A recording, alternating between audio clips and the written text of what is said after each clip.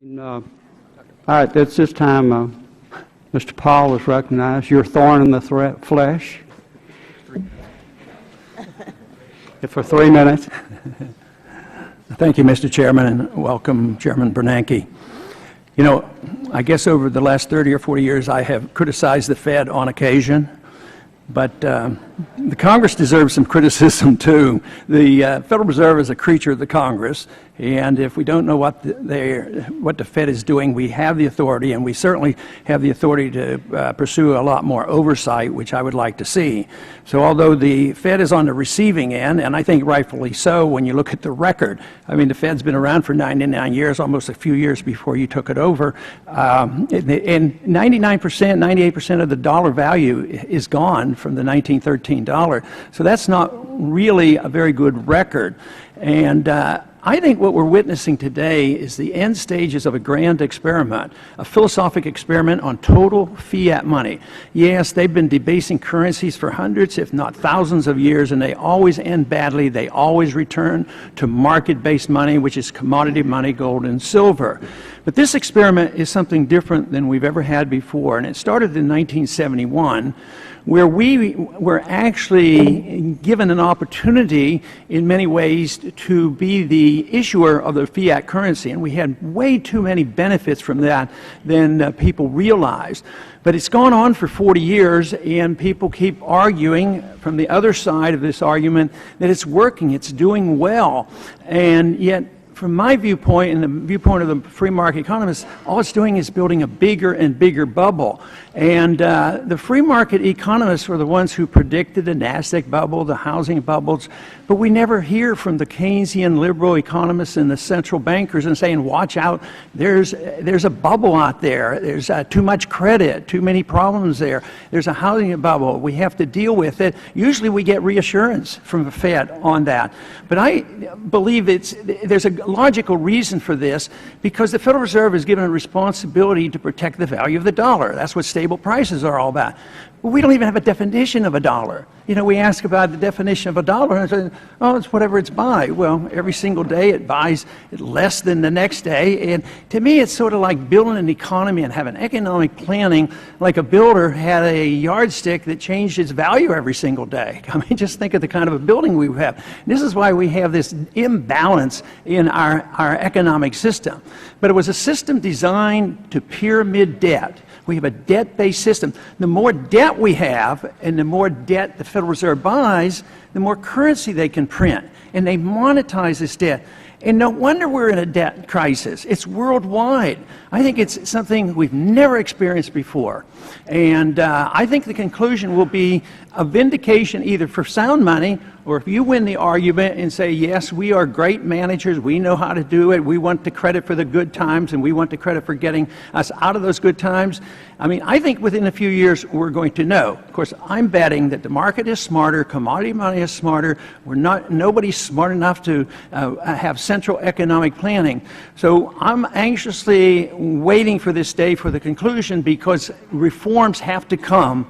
They're already talking about, when you see Robert Zoellick talking about monetary reforms and talking about gold, our time has come for serious discussion on monetary reform.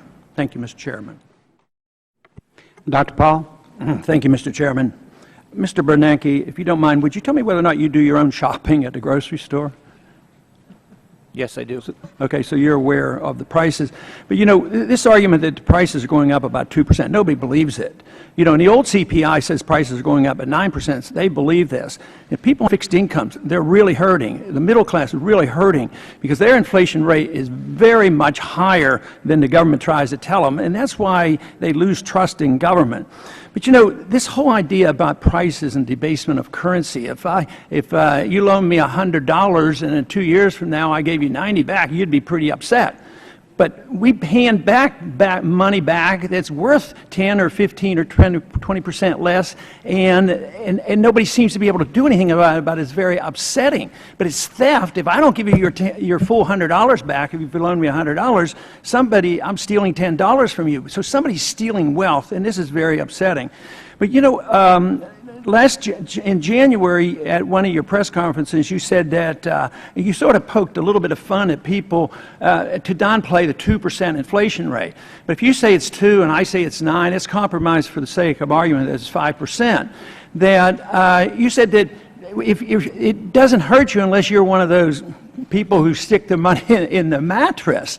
But where are you going to put it? Are you going to put it in a CD and not make any money at all? So this doesn't make any sense. It doesn't encourage the savings, and it just discourages people.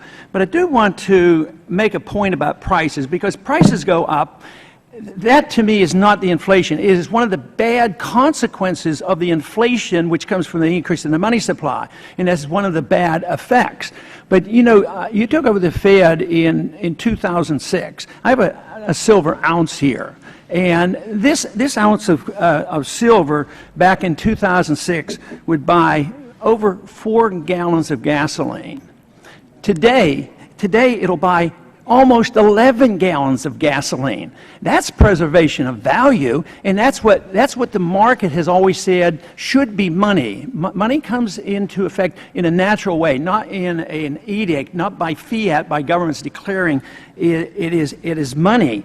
But why is it that we can't consider, you know, the two of us, an option? You love paper money. I think money should be honest, constitutional, still on the books, gold and silver, legal tender. Why don't we use it? But why don't we allow currencies to run parallel? They do around the world.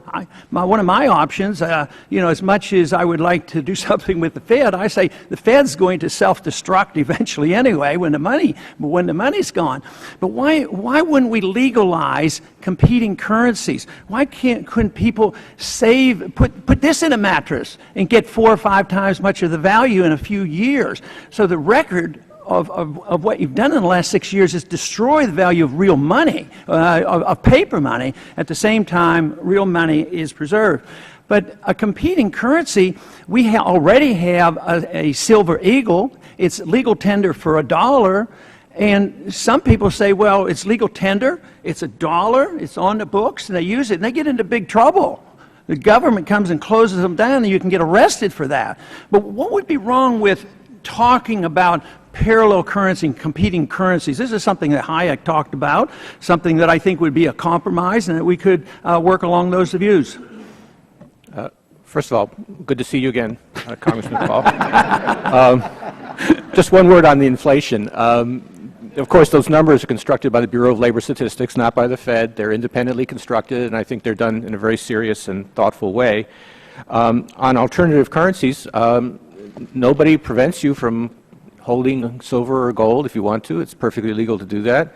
And you're also it's also perfectly fine to hold other currencies, euros or yen or whatever else. So in that respect, you can do that, and I'd be happy to talk to you about other options. Mr. Chairman, that's not money. I mean, when you pay taxes to buy a coin, or you have capital gains tax, when it's not, if you have to settle a lawsuit, it's always settled in depreciating Federal Reserve notes. It's never settled in the real contract. So that's nothing near money when it's illegal to use it. But to do it, you'd have to repeal the legal tender laws. You would have to legalize this. You'd have to get rid of the sales taxes. You'd have to get rid of the capital gains taxes.